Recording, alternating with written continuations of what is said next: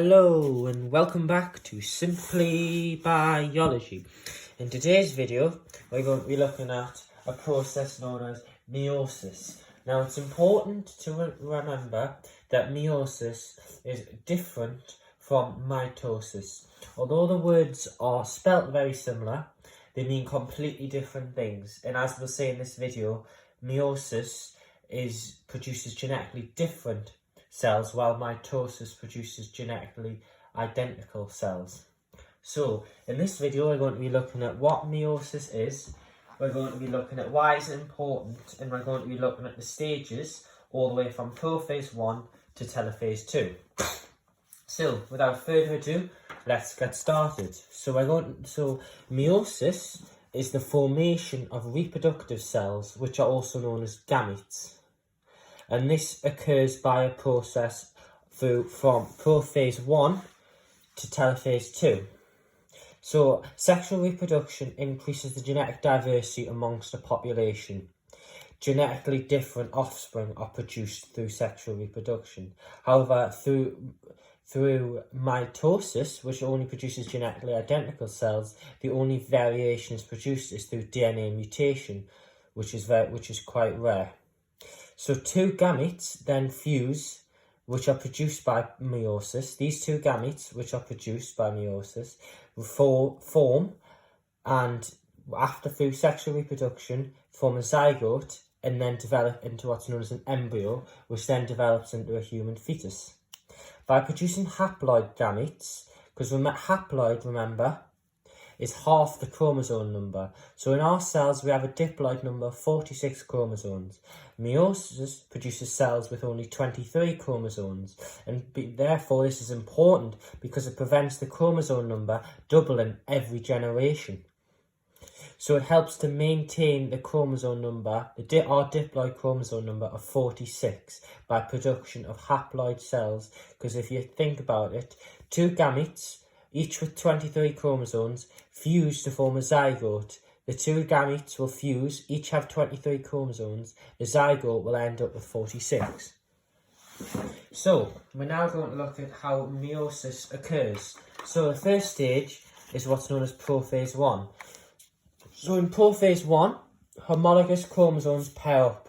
So, what this means is it's homologous chromosomes are chromosomes which contain the same genes. So you've got one set of maternal and one set of paternal chromosomes. So what happens first is interphase, and this replicates. So you have two copies of every chromosome.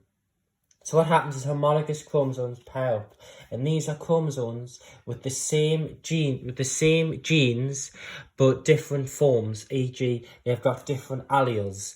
So these pair up and interweave to form a bivalent. And they interweave and they exchange DNA, and this is how new alleles arise. So then what happens is spindle fibres are pulled to opposite ends of this, are produced, and this is produced by what's known as centrioles. And what happens is the nucleolus disappears and the nuclear envelope breaks down.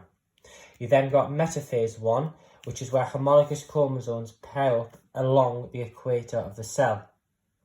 Spindle fibres then attach the centromere in the middle of the chromosomes. In anaphase 1, chromosomes are pulled to opposite ends of the cells. Homologous chromosomes are therefore separated. And then during telophase 1, the changes that occur during prophase are reversed, i.e. the nuclear envelope begins to reform, and the cell will then enter a quick brief interphase and then enter what's known as prophase 2. So as you can see, the stages, prophase, metaphase, anaphase and telophase, are very similar to meiotic prophase and meiotic cell division. However, it's important to know that there's key differences, for example, with the homologous chromosomes, and it's just always remember that this meiosis, this process, is used to produce gametes, whereas mitosis is used for growth, repair, asexual reproduction and replacement. So then what happens is once the cell enters prophase 2, it's important to know that there's 23 chromosomes and 46 chromatids. So there's a haploid number of chromosomes instead of a diploid number. Therefore, there's 23 chromosomes. Nuclear envelopes disappear again and the nucleolus breaks down. So it's the same process in meiotic prophase, and however, it's a haploid instead of diploid. Then you've got metaphase 1, where the chromosomes line up along the equator of the cell and spindle fibres attached to centromeres. Now remember, centromeres are the protein within the middle of the chromosome. So what happens is in anaphase 2, there's an independent assortment of chromatids, and the chromatids are pulled to opposite ends of the cell. Opposite poles, sorry. Telophase 2, the new nuclear membrane begins to reform, and 4 genetically different haploid cells are produced, and these are your gametes. So these in humans can either be sperm or they can be egg. So thank you for listening to this video, and I hope you found it useful, and I hope you now understand the stages of meiosis, and I hope you now understand the importance of meiosis during sexual reproduction and how it can help to maintain the chromosome number every generation. Thank you and goodbye.